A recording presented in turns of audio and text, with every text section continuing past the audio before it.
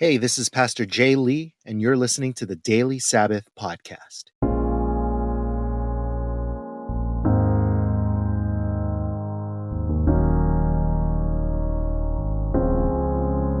Hey guys, Pastor Jay here, and welcome to the Daily Sabbath Podcast.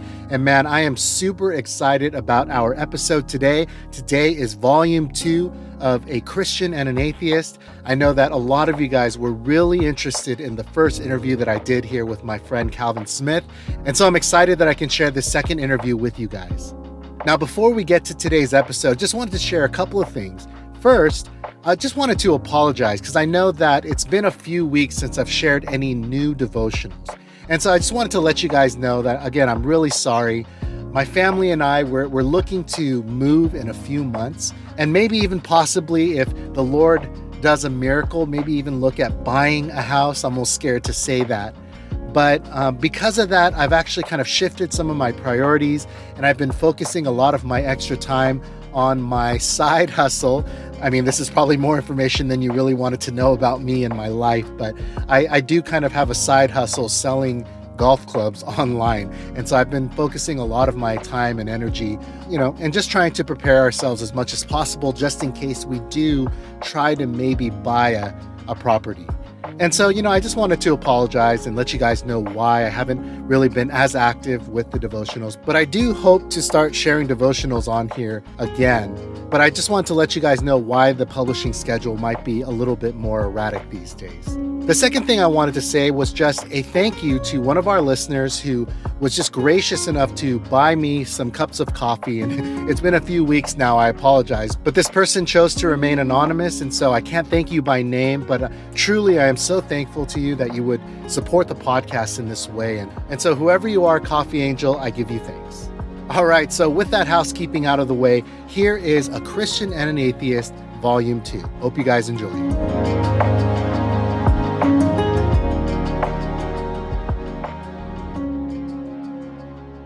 All right, so today is Volume 2 of our series of interviews we're calling A Christian and an Atheist. And my guest today on the podcast is Calvin Smith. He is the host of a podcast called Unquestionable with Calvin Smith. And basically, he explores all kinds of different topics, things that are mysterious, things that are controversial. So for instance, if you're into looking at ancient civilizations or ancient technology, you'll find a lot of conversations on the podcast about that. But he also shares about religion and his atheism as well. And so I want to welcome back to the podcast, Calvin Smith. Thanks so much for making time to be on the podcast again. Absolutely. As we said before, I love talking to you and I love talking about this. So, I appreciate you having me on. Yeah. And actually, so our first interview that we did, I got a lot of really good response on that conversation, and just a lot of people reaching out and just saying that they enjoyed our dialogue. And they also enjoyed just kind of the tone of our dialogue, that it was, kind of a friendly conversation, but still a meaningful conversation. And so, that's great. So I'm glad that we could have you back on here. And so if any of you guys have not listened to that first interview, I encourage you guys to go back and listen to that. On that first interview, you hear a little bit more about Calvin and just his story and where he's coming from if you want to learn more about that.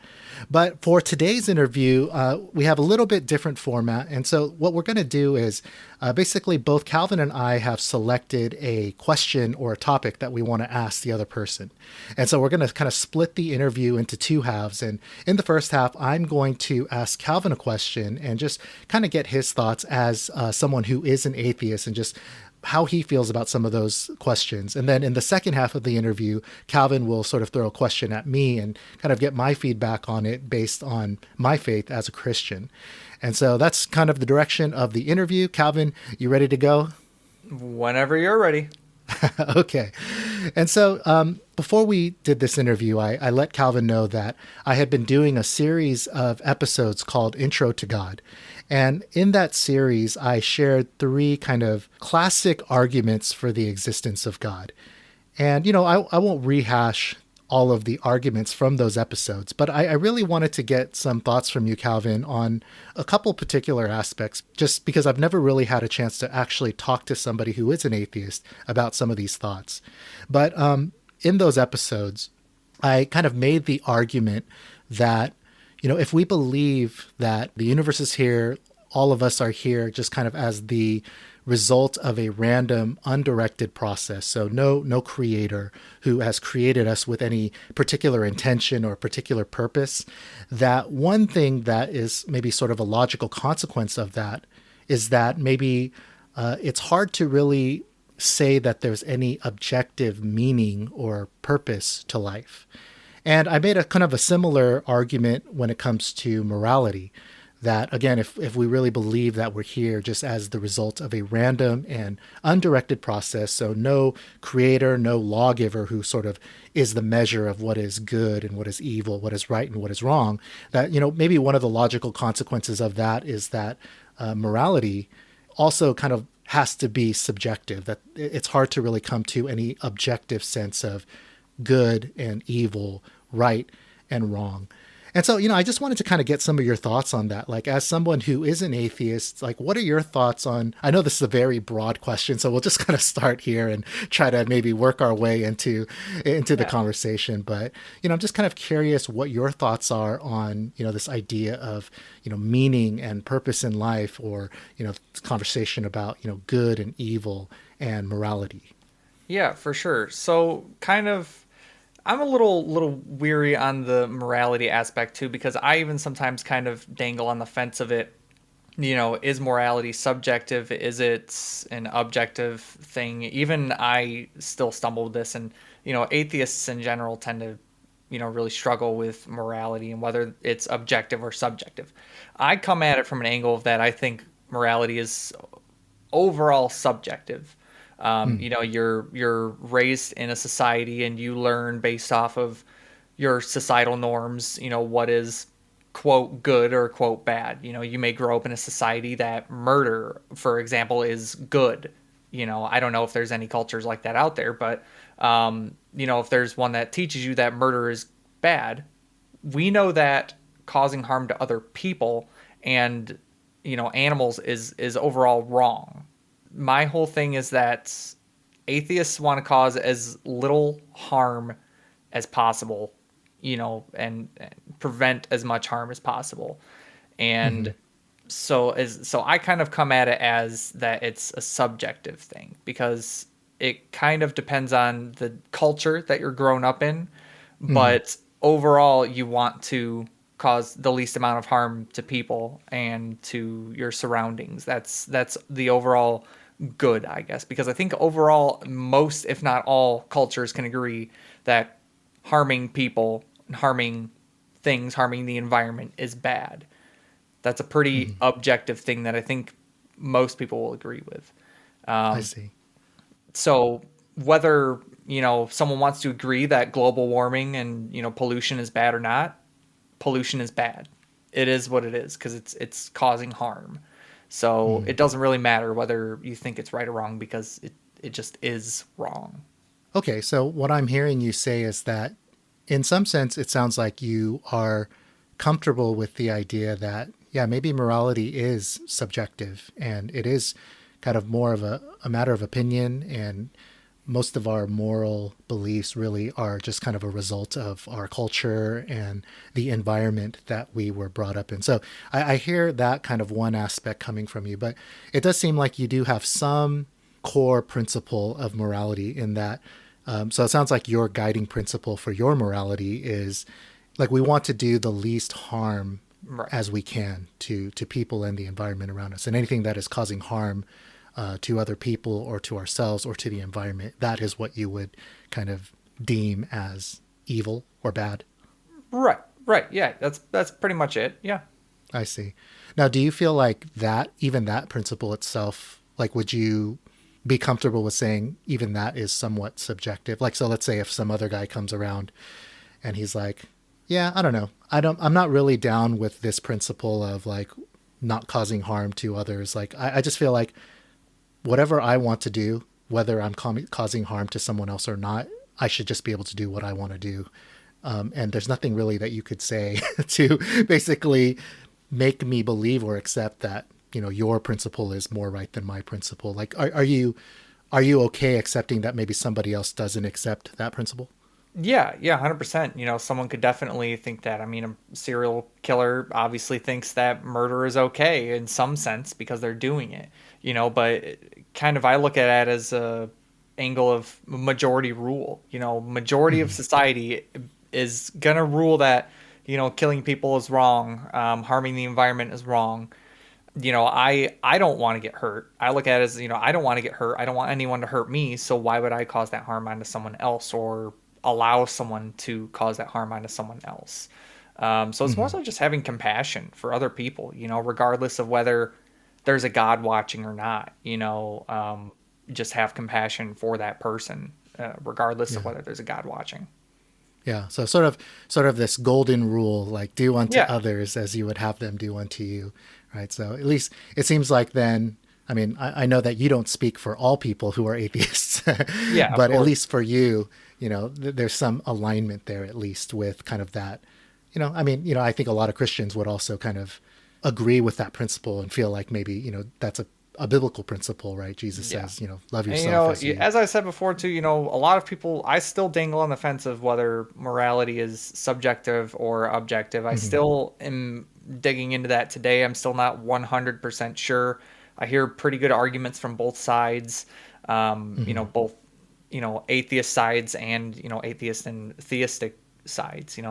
Everyone has pretty good sound arguments behind it. So even I kind of dangle on the fence of whether I think morality is subjective or objective. As of now, I think it's subjective, but who's to say that can't change? Yeah, and I'm glad to hear you say that. It's kind of even though right now you're kind of in the camp that maybe it is subjective, which I think is it takes integrity, I think, to say that. That yeah, I mean, at least what I believe right now is consistent with my worldview is Yeah. that morality, yeah, is pretty much subjective. But I also hear that there's sort of an openness there, which, kind of goes back to our first interview, talking about, being really open to, conversation and having an open mind Yeah. and, You have to be open to new information because as soon as you close yourself off to that new information, that's when you're no longer growing in yourself and in your education. I want to know as many true things and as few false things as possible. How am I going to do that if I close myself off to information? Mhm. What if Yeah. someone else has, something to say that may change my mind? The only way I can know that is if I just listen. It doesn't mean I have to agree with it or follow it or Mhm. whatever, but I have to at least Yeah. be willing to hear it.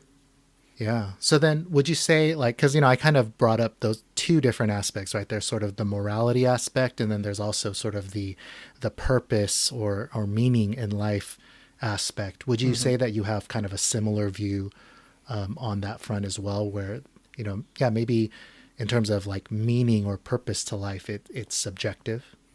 I think for the most part, yeah, life is pretty much what you want to make it. If you want your life to have meaning, it's going to have just as much meaning as you want your life to have. I myself, I look at my life and I have an amazing wife and an amazing, mother and, family. And so I value those relationships with people.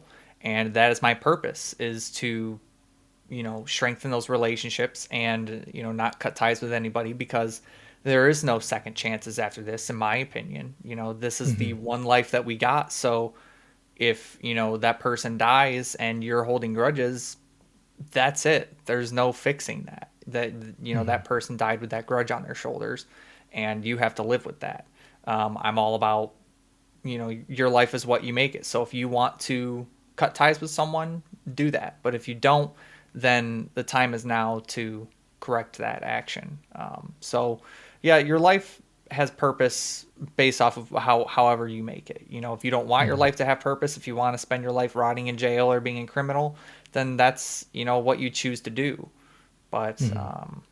Yeah. that's So just how like I look at it. you would be comfortable, you would be comfortable saying that, yeah, I mean, every person can decide for themselves what the meaning or the purpose of their life is. Yeah. It's really pretty subjective. So yeah, if I decide that for me, my where I find purpose and meaning in life is just to, you know, go off and have as much pleasure as I want and, you know, gain as much money as I can, and doesn't really matter if I hurt people along the way. That's to me, that's the most meaningful thing that I can do, to be as rich as I can, to have as much pleasure as I can before I, kind of lie in the grave. Even though you might not agree with that, and you certainly wouldn't want to live your life that way, you feel comfortable with accepting.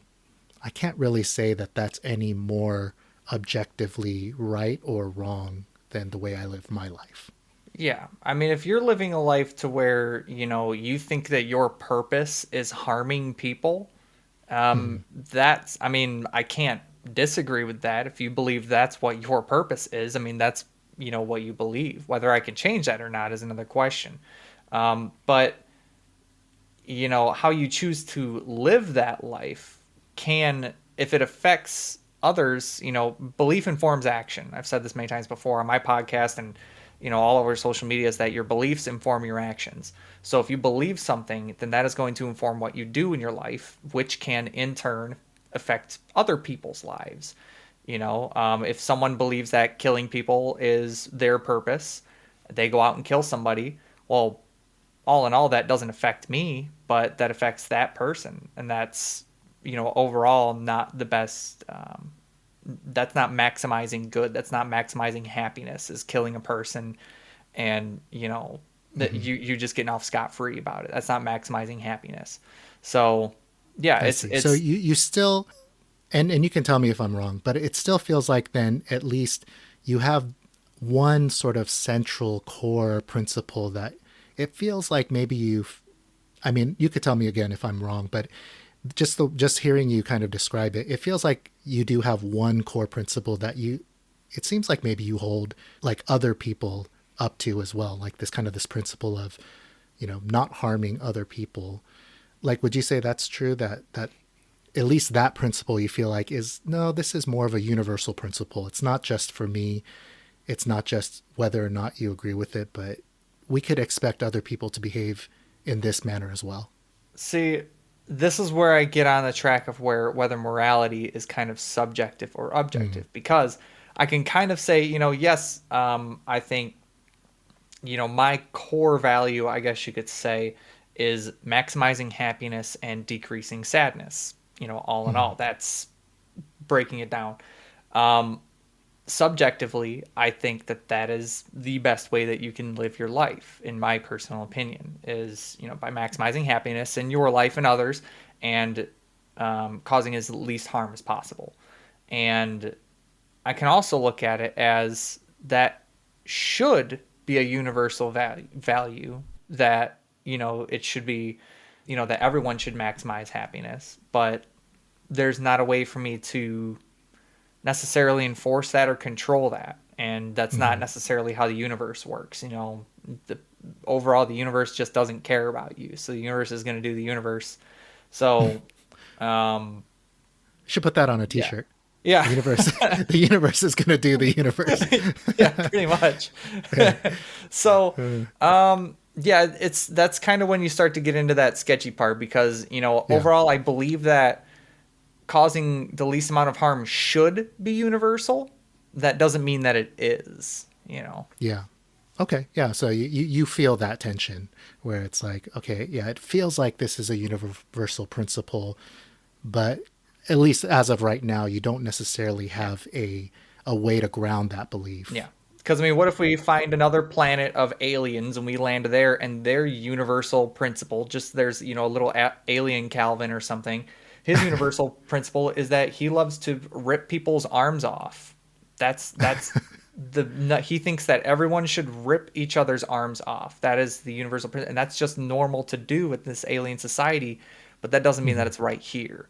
So then that would, fall back onto morality being subjective.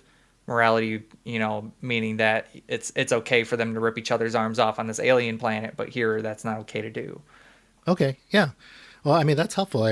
Because again, it's like a lot of these conversations are basically like conversations that I'm having with myself in my own head, right? Like, they're all conversations in theory. I'm not actually talking to somebody who is, an atheist or who is agnostic. So I always wonder, like, some of these thoughts sound compelling to me, but maybe if I talk to somebody else, they're like, I don't know, whatever. Yeah, for sure. Like, and so it's interesting to actually hear what you think about these things. But, you know, I mean, okay, so maybe since we're on the topic of those podcasts, and I feel like we've covered, you know, kind of the meaning part and the morality part, and kind of seeing really what your thoughts are on that. And so maybe we can kind of close my half of our interview with, so the first episode, and this was actually in our original interview, we had planned on talking about this, but we just didn't end up having time. But the first episode of the Intro to God series was, you know, sort of the what's known as the cosmological argument, or basically the argument of, you know, the first cause of the universe. And you know, obviously this is not an argument that's original to me. Nothing I say is original to me. I got it from somebody else. But basically, the argument is that if we are trying to explain the existence of the universe from purely a naturalistic point of view, so there's no like supernatural, like outside of the natural order element to the universe, that you can't get back to the beginning. Like you can't get back to this first cause. And so kind of the progression, and you know, actually it would be interesting to me if you would agree with this. So like I kind of laid out this progression of like, if I was talking to somebody who believed that the universe was here purely by a, you know, natural process, no outside intervention of any kind. And I kind of laid out, this is probably how they would kind of progress through the creation. So let me see if you actually agree with this, or if I'm missing some steps. But basically I started that kind of thought experiment with, okay, the first question I would probably ask is, you know, where did we come from? Like human beings on this planet, where did we come from? And what I proposed somebody would probably say is, we're here through the process of evolution, right? That there are lower life forms existing on the planet, and over a long period of time, you know, with mutations and natural selection, that if you have a long enough time, that you see sort of the diversification of life forms on the planet, and, you know, kind of the branching into different species, one of which turned into us. And so the answer, where did we come from, is the process of evolution. Well, do you think that you would probably say that if I asked you the question? Yeah, in super short, yeah, I would pretty much agree with that. I don't know if I would agree with the lower life forms, because I don't think any other life form is any more advanced than the next. We all kind of evolved together. So I don't know if I'd agree with the lower life form part, but besides that, everything else is spot on. Okay, I should find a better term. What would be a better term? I know, I'm just being simpler, simpler life form, maybe. Sure, that works. Okay, not and as so smart then, life form. Yeah, not as intelligent. So then, I think the next question that I would ask then is, well, you know, for the process of evolution to occur, you know, it presupposes that there is some sort of living organism, right? And so the next question that I would ask is, well, where did that, you know, those initial life forms, you know, the first single-celled organism or whatever, like, where did that come from? And I suppose that the answer to that would probably be, well, you know, if we go back in history, there was a period where, you know, on the planet Earth, there were certain conditions that were present, right? Certain, you know, chemicals, what's known as the primordial soup, I think.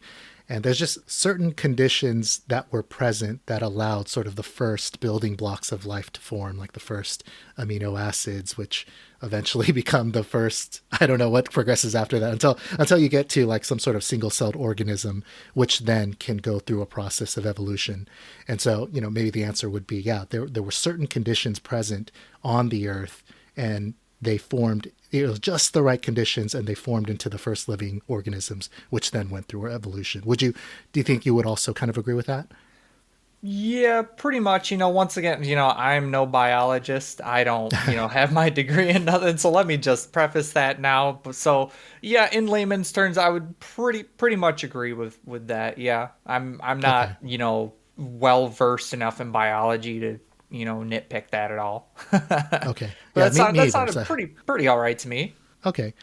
And so then maybe I should speed up the way that I'm explaining this so I can get to sort of your thoughts on it. But, you know, the next question that I would probably then ask is, okay, so then where did the earth come from? And all of that, sort of primordial material that was existing on the planet, like where did that come from, right? And I think the point that I'm getting at here is that if we're trying to explain the existence of the universe and the existence of, you and I from a purely naturalistic point of view, and if we believe that all of these things, you and I, the universe, that they all have some sort of beginning, then they're kind of subject to the principle of cause and effect, right? That if you have an effect, that there must be some preceding cause that caused whatever that effect is. And so, we are an effect of evolution, but evolution, or at least those first living organisms are an effect of, that material on the planet coming together. But even the planet itself and the material that's present on the planet is an effect, right? So what is the cause that preceded that? And so I would suppose that somebody would say, maybe like Big Bang, right? That, we are able to look into the universe and there's evidence that there was an origin to the universe, that, at some point in the very, very, very, very, very distant past, all the matter in the universe was like in some sort of super condensed state or something like that, right? And that it exploded out, and that, just with enough time over billions and billions of years, with, all of the natural laws of chemistry and physics and stuff acting on that matter, that you have the formation of the planets and the galaxies and all that stuff. And so, I would suppose somebody would say Big Bang. And I think you can kind of see where I'm getting at, because then the next question I'm going to ask is, well, where did all of that matter come from, right? All of that matter that was able to explode out and become, what Big Bang was, where did that come from? And then if you explain that, then you have to take one more step back. Well, where did that come from? What was the cause that preceded that effect? And so the argument is that from a purely naturalistic point of view, you can't get back to the beginning. Like, you can't get to that first cause. And so I'm just kind of curious, because again, I've never had a chance to actually talk to somebody who is an atheist, to ask them what their impressions are of that line of thinking. So I'm just kind of curious to hear what you're thinking. Yeah, for sure. So as far as like the kalam goes, so I don't, a lot of theists will typically try to plug in God in there, is what I've kind of noticed, is that they'll plug in, the universe had a creation or had a creator. Boom, right there, the first premise is wrong. You're presupposing that a God created it. So I think that the kalam cosmological argument, the premises aren't demonstrated well enough, and the conclusion really has nothing to do whether there's a God or not. So I don't really tend to look at the kalam very much, because it seems faulty to me. And it's, then you'd be special pleading if you're presupposing that a God exists.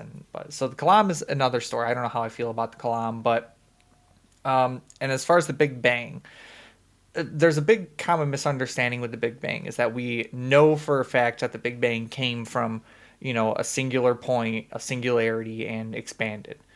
We don't know that for sure. No one is claiming to know that for sure. It could be possible that it's an infinite regress, and that the expansion goes on for infinity, and we would never be able to reach the end of it, and it's just infinitely expanding. There's always that possibility that can't be ruled out. But I was just going to mention that. I was just going to mention that the title of this episode was Infinite Regression. Right. Yeah. So there you go. That's funny. Perfect. It's like a roll credits, but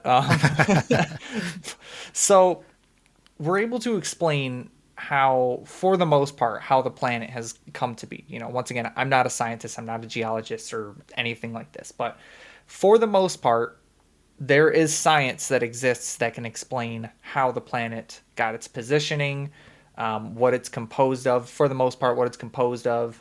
And, we can even pinpoint where a lot of impact zones from, meteors and asteroids have hit the planet, from that helped aid the construction of the planet.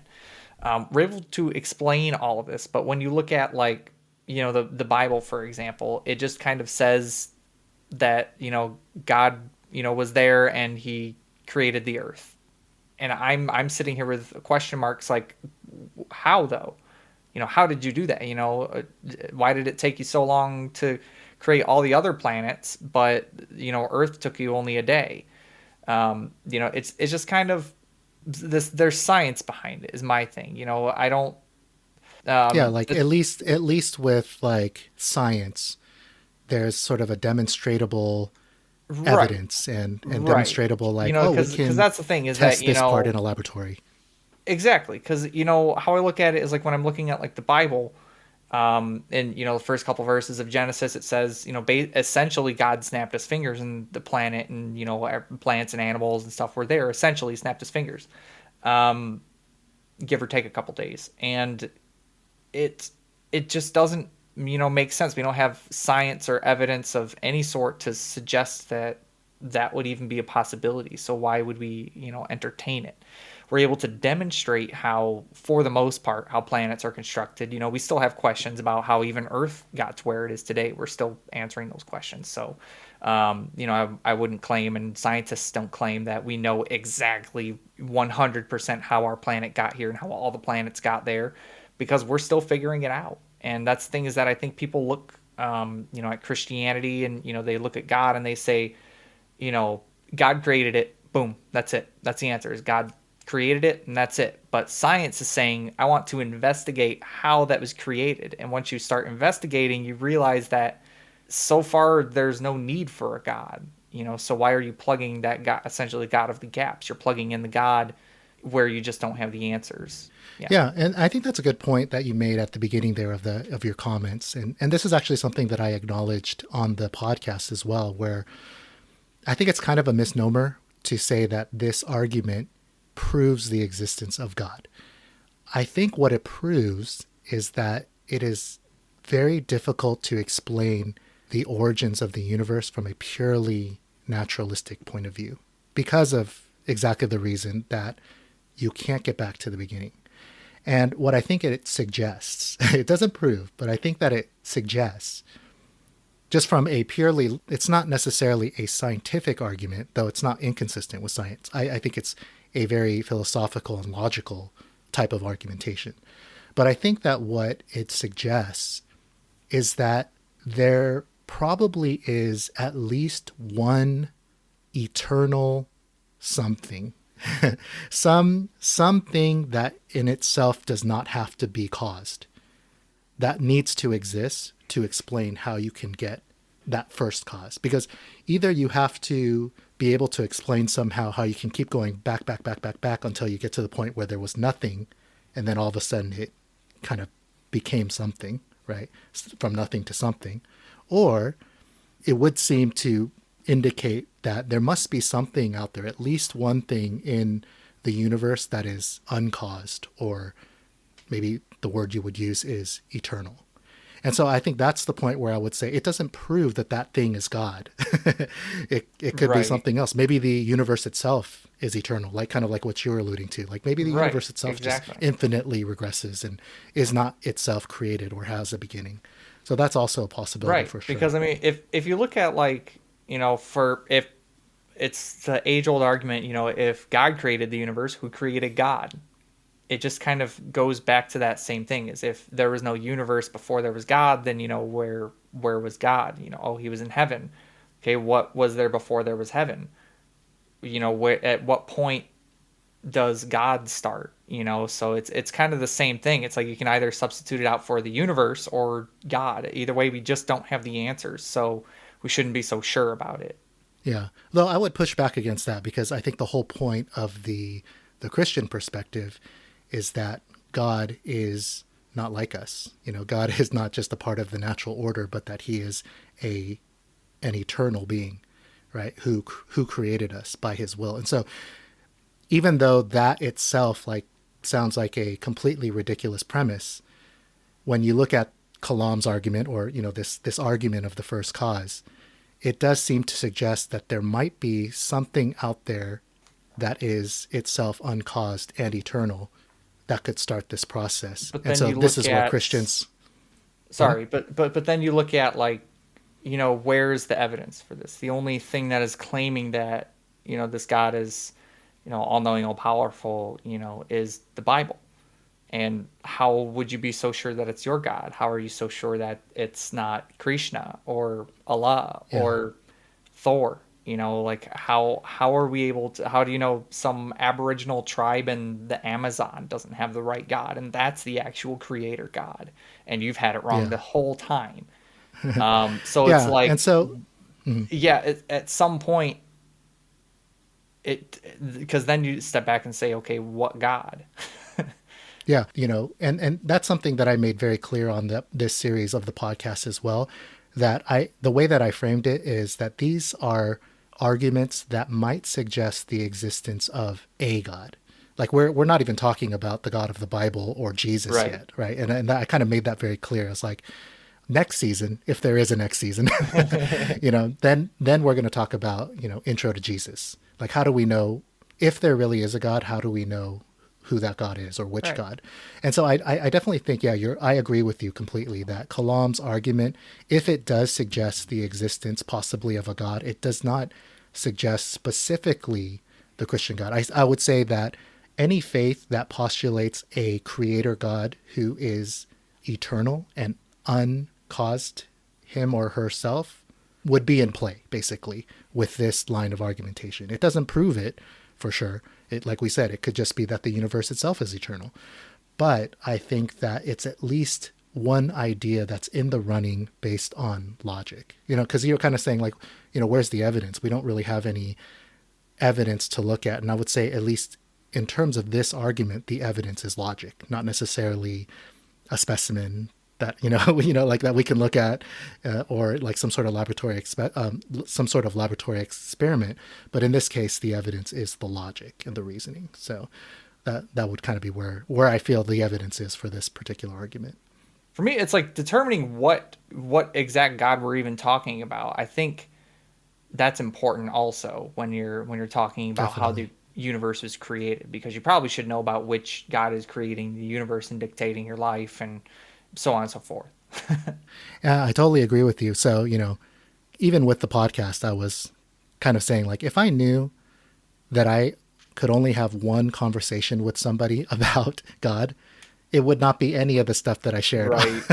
on that intro to God. Like, I feel like that's definitely kind of secondary stuff.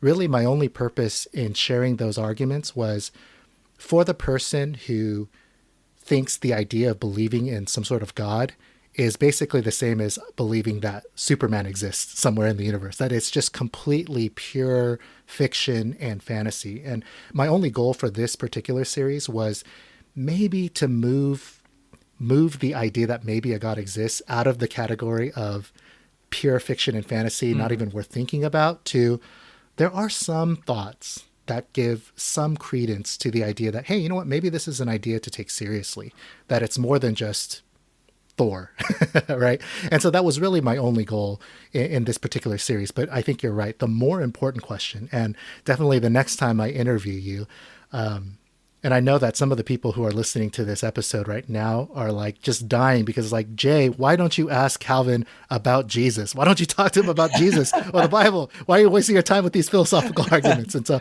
I know some of them are dying right now, just It's killing the me in intro. their It's the heads. intro part. You got to ease Yeah. into it. Yeah, so definitely the next time we have a conversation, we'll move more specifically into if there is a God, who is he? Is it Jesus? And that'll be the topic for next time. For sure. So I think that's enough of Calvin on the hot seat. I mean, I don't think it was really that hot. Maybe we'll just call it the warm seat. But we're going to take a break right now. And then when we come back, we're going to flip it around. I'm going to turn the reins over to Calvin, and Calvin's going to ask me some questions and get my thoughts on him from the perspective of a Christian.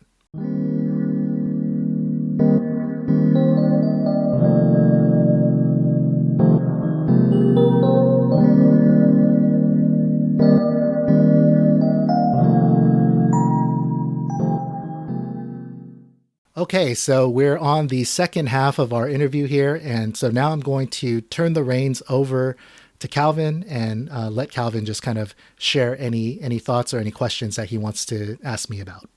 Yeah, for sure. So I think that we can kind of both agree that Christianity is, the basis around it is essentially the Bible. I mean, I think we can kind of agree with that. Is that, I mean, everything about God really comes down to the Bible. I don't know. Would you agree with that? Yeah, for the most part, I would agree with that. Yeah, like the basis, I guess. Of course you can have your own interpretation of it, but I mean, I think overall everything goes back to the Bible. So I just wanted to kind of get like a feeling of like how confident you are in your belief, just because I'm honestly curious. So I like to use this method. It's called straight epistemology. I've used it on my podcast before, but I'm kind of weaning off it a little bit now lately. But a good question that I always ask my guests who have claims and they have strong beliefs is, on a scale from 0 to 100%, how confident are you in X? So Hmm. I wanted to ask you, on a scale from 0 to 100%, how confident are you that your God is the real and true one? Yeah, and Calvin shared with me before the podcast that this was one of the questions he was going to ask, and I was like, man, I'm having a really hard time figuring out how to answer this question. First, I'll answer the question, and then I'm going to give a lot of caveats. But I would say, if you ask me that question, I would say 100%, depending on when you ask me. Okay. And the reason why I answer it that way, because I was really thinking about why it was hard to answer that question. I mean, I'm a Christian, so I should say 100%, right? But I feel like the way that question feels to me is similar to as if you had asked me the question like, what percentage do I trust my wife? Which I would say 100%. But at the same time, maybe it wavers, maybe it flickers depending on the situation or the day, or, maybe we had a fight, or maybe she said something and I'm like, are you bending the truth? Like, so I would say for the most part, 100%, but I don't want to hijack your question. So if I get you off No, you're all course right. of your line of question, please bring me back. But I feel like, kind of going back to your original premise, that the basis of the entire faith is the Bible. And I would say I'd have to tweak that a little bit, because I would say the basis of the entire faith is Jesus. And it is true that where we learn the vast majority of concrete records that we have about Jesus and his teaching and his life is the Bible, but Jesus is not the Bible. Like, I mean, like, my faith is in Jesus, and because I believe in Jesus, I believe in the Bible, Gotcha. if that makes any difference. And so my confidence in the Bible is not necessarily rooted in particular historical artifacts or scientific discoveries, though those can certainly help. My faith in the Bible is actually rooted in my faith and my relationship with Jesus. And because I trust Jesus 100%, I also trust the Bible 100% because I believe that it comes from him. So, Okay. okay. Okay. Well, let me ask you this as a follow-up question. Why would you believe Jesus over Muhammad? In the Quran, for example. Essentially, if a Muslim and a Christian were to both come up with the same book, Quran and the Mm-hmm. Bible, and they say this is the true infallible word of God. I'm Jesus, I'm Muhammad. Um, how can I tell which one is the right one, and how did you determine which one was the right one? Yeah. Well, I mean, if I'm being completely honest, I came to faith in Jesus without any knowledge of the Quran. So I can't say that I chose between the two or anything like that. Gotcha. The way that I came to faith in Jesus and the Bible is basically my own experience, right? That, I started going to church. I started hearing teaching about Jesus, which then caused me to start reading the Bible for myself. And in my experience, and so I'm not saying that this is like some sort of like objectively like ironclad argument or something like that, but in my experience, as I read the Bible and learned about Jesus, learned about his teaching, that it just, I came to the conclusion, I think this is true, I think this is right, I think that his teaching about humanity, that that we were created good, but we've fallen into sin and we're desperately lost. Like, I find that to be true in my observation. And that if there really is a God who is, holy, who we have to answer to, we're probably going to be found guilty when we stand before him. Okay, that makes sense to me. And that there's nothing that I can do to somehow plead my own case or justify myself. And that's why I need some sort of savior, someone to justify for me, or someone to to justify me, basically, to save me from my sins. And again, I found that to be, yeah, I feel that. I feel my sin. It makes sense to me that if there really is a holy God, I'm probably guilty and worthy of punishment, and I need somebody to save me if I don't, if if I want to escape that judgment, and so basically the message of Jesus, like, because God loved us, He sent His Son to die on the cross to take that place. I like all of that. Just I agreed with it, and it seemed true to me, and I wanted it, and I needed it, and so I accepted it. So there's one part. Just I heard the message, and it rang true to me. I think the other aspect is just feeling like I have actually experienced Jesus's love, experienced His presence in my life. And then maybe the last piece. Sorry, okay, this is not answering your question. I'm sorry. let me get more specifically to your question. Why do I believe that over and against, Muhammad and the Quran?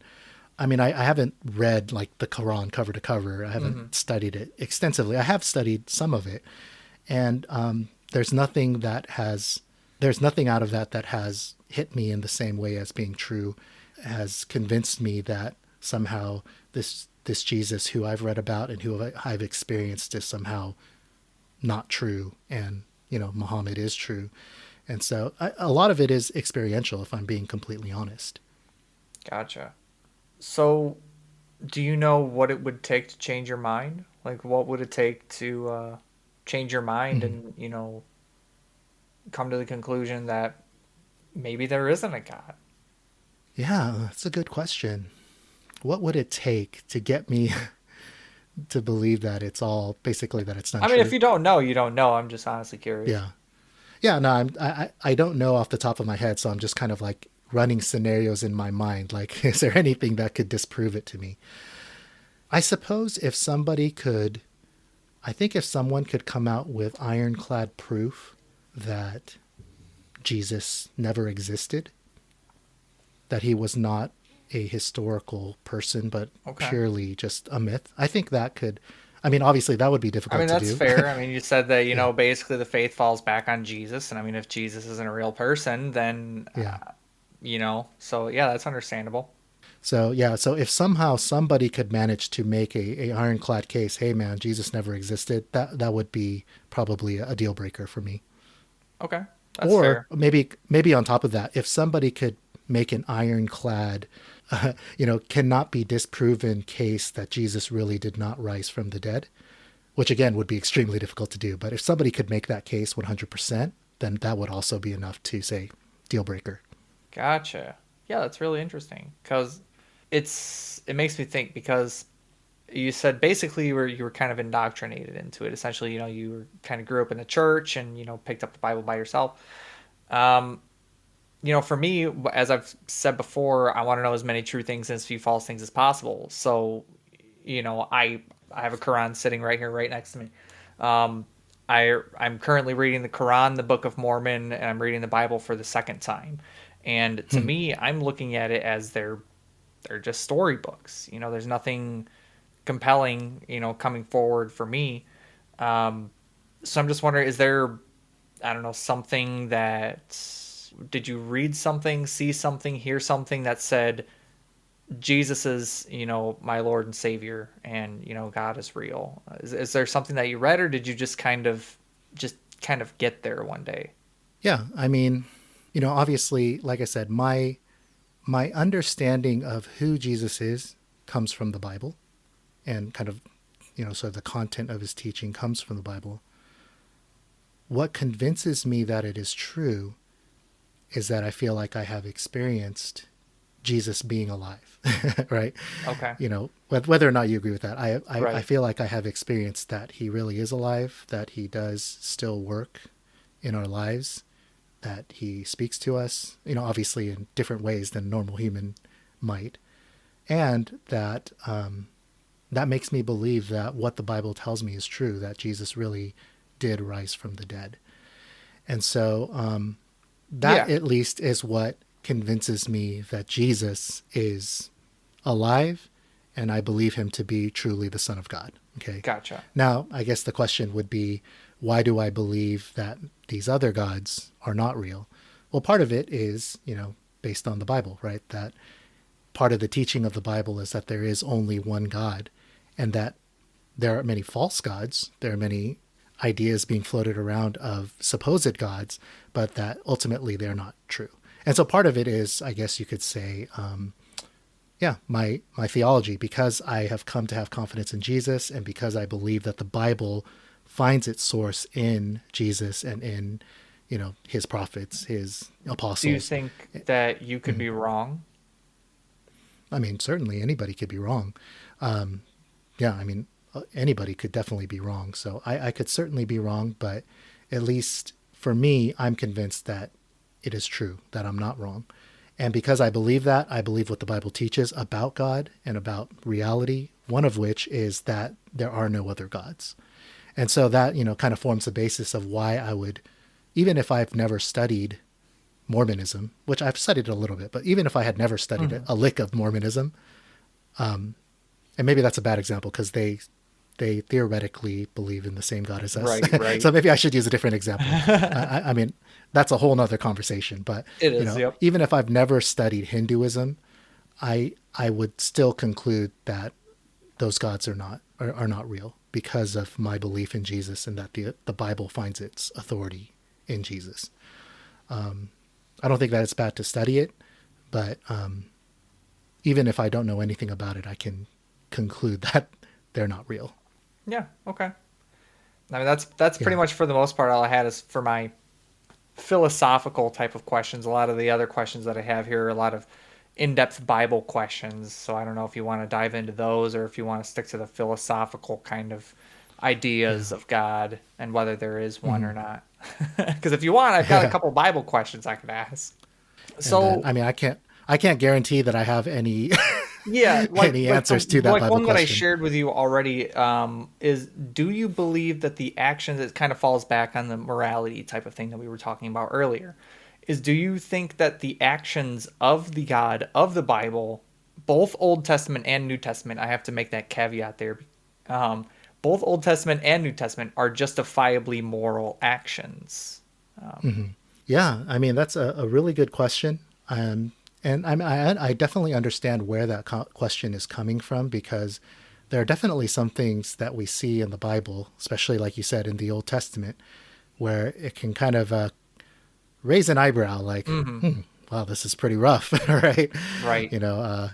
Commanding his people to basically slaughter an entire people group, or things like that, right? So I definitely understand where this question is coming from, because essentially the question is, do we feel that God's actions in the Bible are moral? Is that basically what you're asking? Yep, pretty much.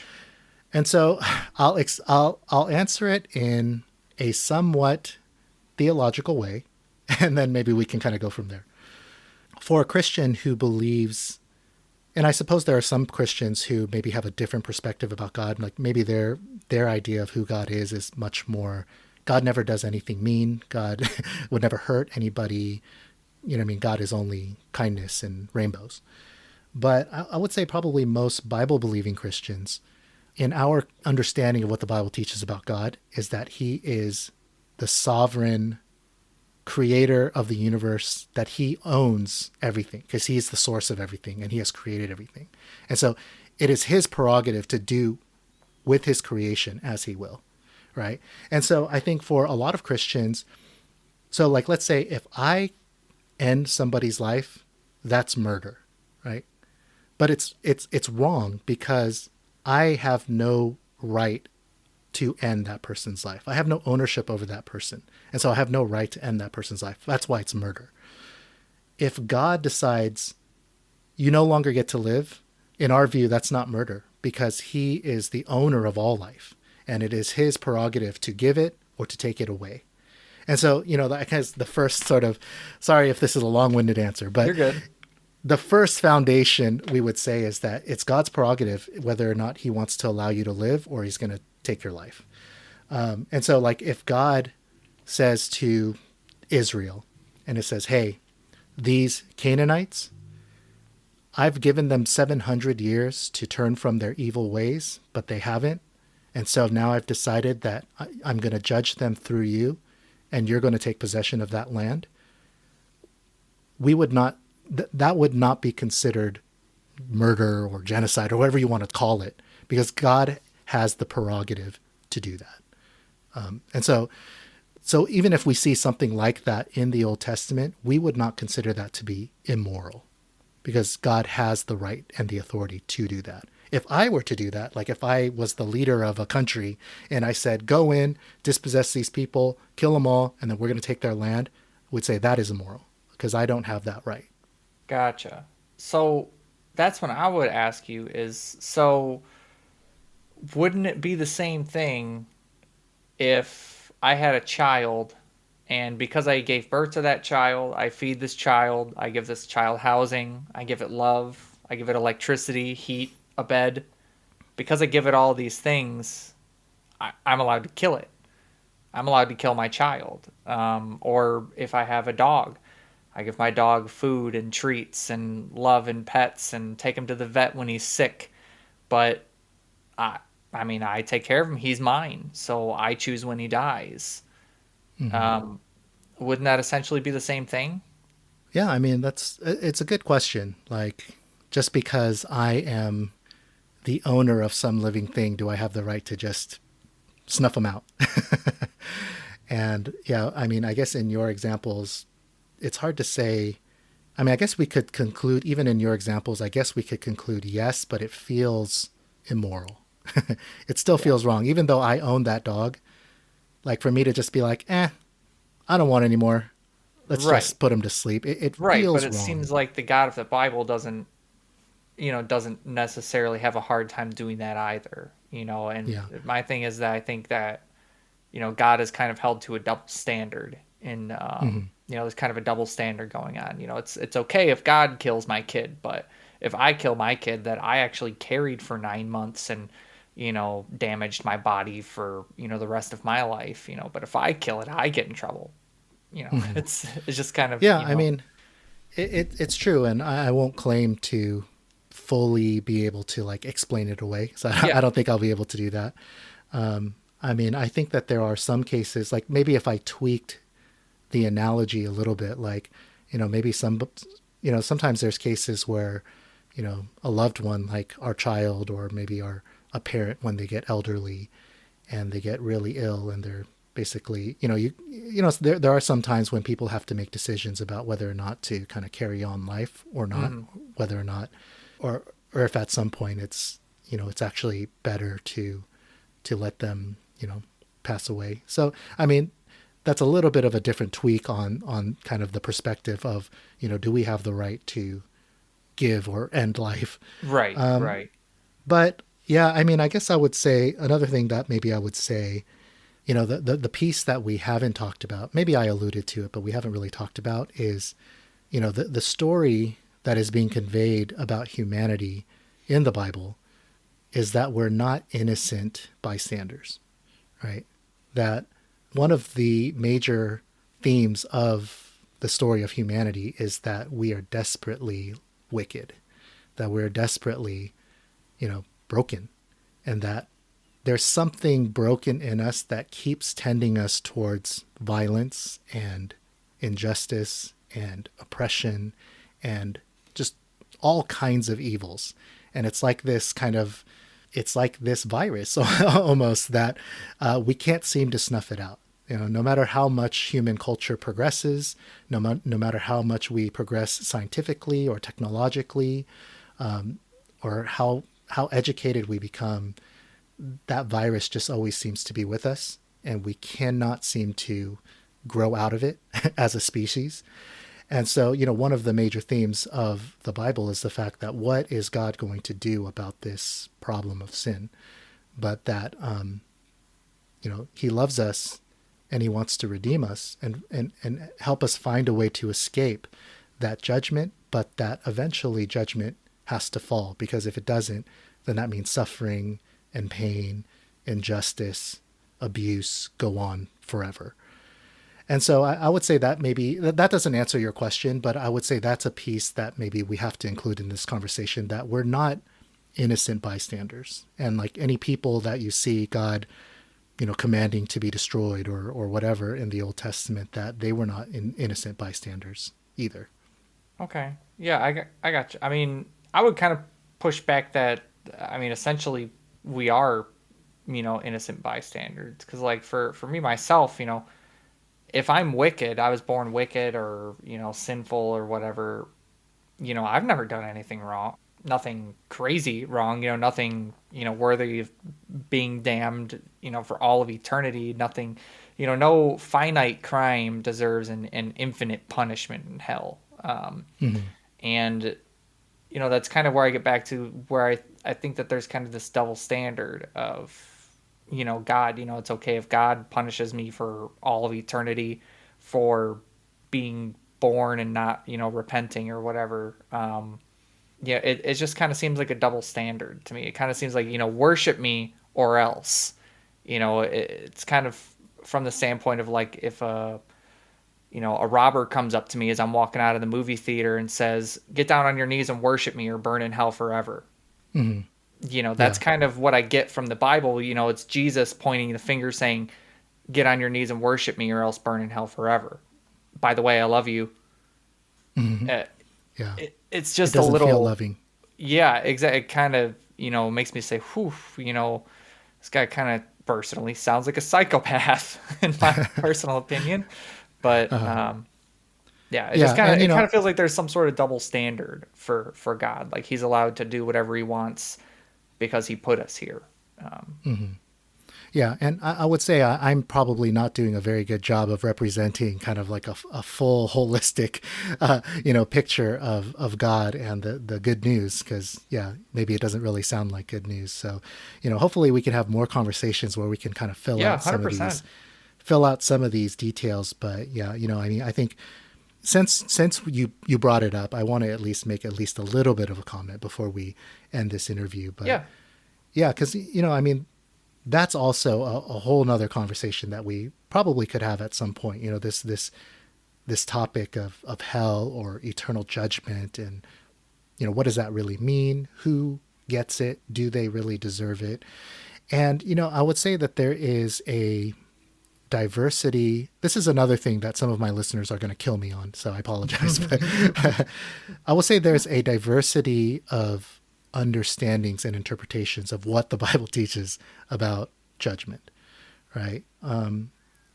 What aspects of it are literal, what aspects of it are figurative, right? So, for instance, like in the Bible, you have imageries of some sort of judgment that is like fire, but you also have images of eternal darkness, which they don't really fire, darkness, Right, they don't right. really seem consistent, right? So, there's probably some figurative language in there, but I think the overriding aspects that we get from the Bible about what hell is and why someone goes there is that ultimately it's a separation from God, right? It's a separation from God and his people. And in some sense, I think it would be accurate to say that the source of why we would be sent out of God's presence is our own free will. And ultimately, why someone goes there is their own choice, right? I think that you get that sense from scripture that it's kind of a giving over to one's choice, right? That I've lived my entire life basically denying him and not wanting him and rejecting him. And so really the picture that you get of judgment is not just God's going to, throw you into some sort of a punishment, but it's giving you over to what you've chosen and allowing you, if you don't want this, then I'm going to allow you to go out and you won't be able to come into this presence again. And, Gotcha. and it's very possible that the suffering, that even though there's different imagery that's being used, that maybe the imagery is figurative, but that doesn't make it any less true that it's a horrible thing that you don't want to happen to you, right? To Gotcha. this being cut off from God eternally. That So do you think that we choose what we believe? Because like for, like I said, I've read the Bible once and I'm currently reading it again. I'm in Leviticus right now, almost end of Leviticus. And I still don't feel, any connection to God or connection to Jesus. I've never personally had any experiences with Jesus. at least that I know of, that, if he has had experiences with me, he didn't make it clear enough that it was him for me to Hmm. assume. Yeah. So, it's I don't know. It's just confusing to me. Yeah. Yeah. I mean, in one sense, I would say absolutely it's a choice, right? Like nobody's twisting your arm Yeah. to believe or not believe. But I think what I hear you saying is, in some sense, you feel like you don't have a choice because God has not shown himself to you in any way. Yeah, I feel like you're So either how could you choose convinced of him? something or you're not. Like I read the Hmm. Bible, and by the end of it, I wasn't convinced of it. I wasn't convinced that any of this was true or, well, I mean, to be fair, there are a couple things in the Bible that are, true events, true real people are in the Bible. Yeah. But the overall premise, I guess, of the Bible, of there being an all-knowing, all-powerful God. I didn't see a reason to believe that by the end of the Bible. So why should I be punished for, quote, rejecting God when I was searching for God and he hasn't made himself apparent if he is there?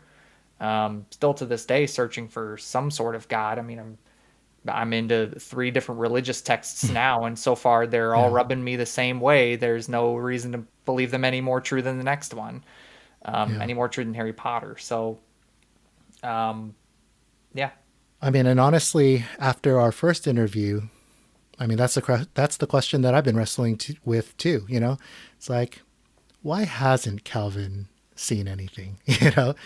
I mean, it certainly feels like I mean, you're not to honestly say like pursuing. I've seen like figures or whatever. I've had weird dreams and weird like experiences, and I haven't done psychedelics or anything like that, but I've dabbled in marijuana and stuff, but Mhm. it's nothing like that makes me say that was Jesus Christ, that was baptism specifically. It's like it's Mhm. very odd to me. It's like, Yeah. religious people will experience the God that they want to experience. So, Muslim people have Muslim near death experiences. Christian people have Yeah. Christian near death experiences. Very rare occasions does it happen the other way around. Yeah. So, Yeah. I will say, so I don't know the answer to your question. I'm searching for that answer myself. And I'm sure that me and other Christians who are listening to this podcast are praying and asking God to reveal himself to you. The only thing that I'll say, and I don't want, please forgive me if it comes off as me somehow making it sound like you're doing something to make God not apparent. But I mean, I guess the only thing that I could say is maybe what you are looking for when you read the Bible is, seems like evidence. I mean, I guess why wouldn't you look for evidence? But you're kind of like, is there any verifiable evidence here that will prove to me that there is this all powerful, all knowing, all loving God? And maybe if I was going to tweak your lens a little bit, I would say maybe try to read it from the perspective of what is this telling me about God and what is this telling me about myself and humanity? Like, what is the story? And do I find that story to be true or not, compelling or not? Not just the facts of it, but like, even if you, another thing that I'll get killed by people who are listening to this, let's just say you decided to read the Bible completely as a allegory. Okay. So I'll just throw the historicity out the window. I'm not saying that just, as a disclaimer, I'm not saying it's an allegory. I believe the Bible to be true fact. Okay. Anybody who's listening to this, but let's just say that you kind of threw it out yeah. mostly as just allegory, except for Jesus. Jesus is a real person. And you just read it to kind of find out, what is this story? What is this allegory trying to convey to me about who God is, who I am, and what God is trying to do in my life or in humanity? I think you would come out with different things, right? You would come out with a story about a God who created us in love. But you would also come out with a story about a humanity that is just dark and Yeah. broken, and we keep running into this thing called sin. But also a God who probably should condemn us and basically just exterminate us because we keep doing such horrible things to one another. But a God who loves us enough that he found a way to redeem us through the person of Jesus Christ, right?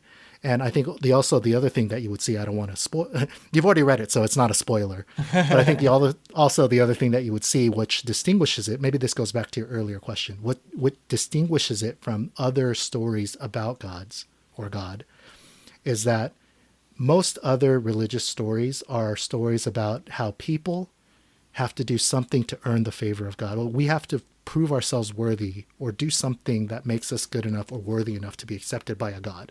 Most religions have that kind of story. I would say that the Christian story, the story of the Bible, is completely flipped around, which you have a story of a God who tried to prove himself worthy to us, right? That he tried to prove to us that he loves us and that he wants to redeem us. Right. So it's kind of a little bit different. It's flipped on its head. So I don't know if that will be helpful or not, but I just, maybe if you could tweak your lens a little bit as you read through the Bible the second time. So like what I wanted to show you is I actually have my Bible sitting right here, and I actually have some note tabs going in the side of it here through Leviticus so far. And the tabs that I have labeled on here are I have claims of flat earth, key verses, so stuff that I just, want to remember that are important verses that I just like to remember. I have bad science tabbed, genocide and infanticide. I have rape, incest, sacrifice, murder, and slavery. Those are all what I have tapped so far. And like I said, I'm in Leviticus, and you could see I've already used one whole sheet of these little tabs, and there's like 200 of them in a sheet. So even just going back to like God not needing anything from us. First thing that comes to mind is the story of Cain and Abel, where Cain and Abel have to sacrifice, they have their sacrifices to God, and God favors Abel's gift over Cain. So right there, it's, us having to offer ourselves to God. And I mean, I have dozens, if not hundreds of verses tabbed here that show sacrifice, everything from blood sacrifice to just plants and manna. It's so God definitely, at least in the Old Testament, definitely required some sort of thing saying that, yep, you're the only God for me, we worship you, we have to essentially earn his love, because if we didn't do these sacrifices, then he wasn't so nice. Yeah, we might have to save that for the next conversation that we have. But maybe in the meantime, since you are reading through the Bible again, when it comes to sacrifice, I would encourage you to read the book of Hebrews in the New Testament, which gives you a pretty clear interpretation of what the purpose of the sacrificial system is and what its ultimate meaning is. So maybe we can save that. Yeah, maybe that could be the next conversation, or maybe it'll be something else. But yeah, Calvin, thanks so much. I really appreciate you being willing to, just kind of have these conversations with me and doing it in a way that is kind and in a way that I think is really engaging and fruitful. And I not only is it beneficial to me, but I think a lot of the people who are listening also really appreciate being able to hear your thoughts on this. Yeah, for sure. I always love being on here. And I mean, I haven't had to really have any conversations with any, Christians, let alone on their podcast. So, I mean, I really enjoyed this conversation. Most of the conversations I do have with people, some, usually turn into a debate. Someone ends up getting defensive or something. But I'm glad that we don't have that going on here. I'm enjoying the conversations.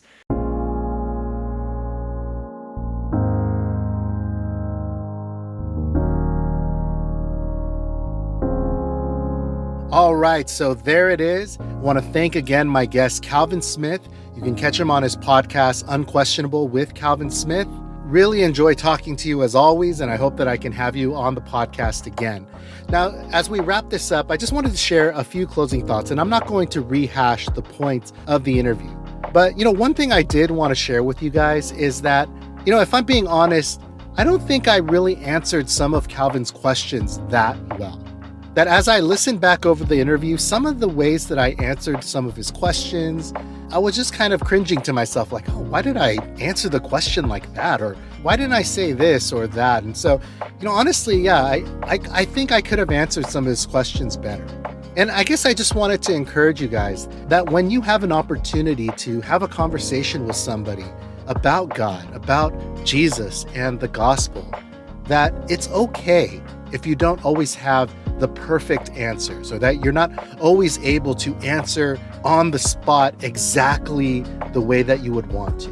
Like, don't torture yourself over it. Could I have answered some of those questions better? Definitely. But does that mean that the conversation didn't have value? No, absolutely not. I think it was still a great conversation because we talked about Jesus, we talked about things that mattered, and we were able to talk about it in a way that was respectful. And so even though I could have answered some of the questions much better, and I'm sure if you asked Calvin, he would probably say the same thing about some of his answers, that he feels like he probably could have gave some better answers than he was able to. But I think we would both agree that there was still a lot of value to the conversation. And the last thing I want to say, though it's obvious, I still feel like it kind of needs to be said. The truth of Jesus and the gospel is not dependent on how well or how persuasively you and I can explain it to somebody. Meaning that even if I do a terrible job explaining Jesus, or do a terrible job trying to persuade somebody about the truth of the gospel, doesn't make it any less true.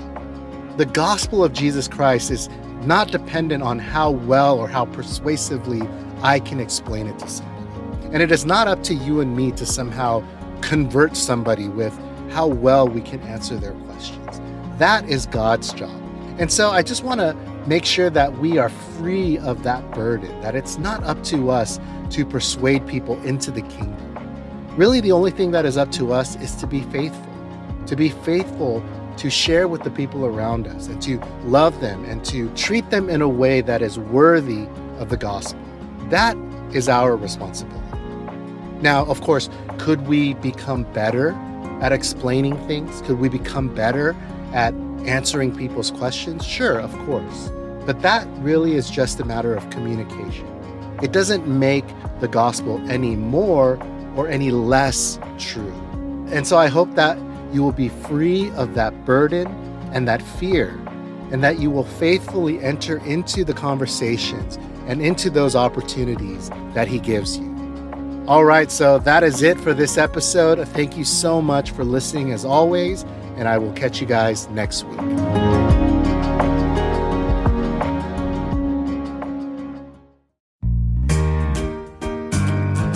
The closing song for this episode, Unbelief, is by Rochelle Luke. For more music from Rochelle Luke, you'll find a link in the episode description. If you're enjoying the podcast, please share this episode with a friend or on social media. If you'd like to connect with Pastor Jay, you can visit dailysabbath.com or our Instagram account at dailysabbath. I don't know how to receive it. Sometimes I'd rather eat the crumbs that fall from your feast than face the responsibility of taking my seat. So I've been stumbling down the sidewalk beside the streets of gold, and I've been racing around in circles as if your word won't hold. I'm just existing and missing out on the best you have for me. Oh, won't you help my unbelief?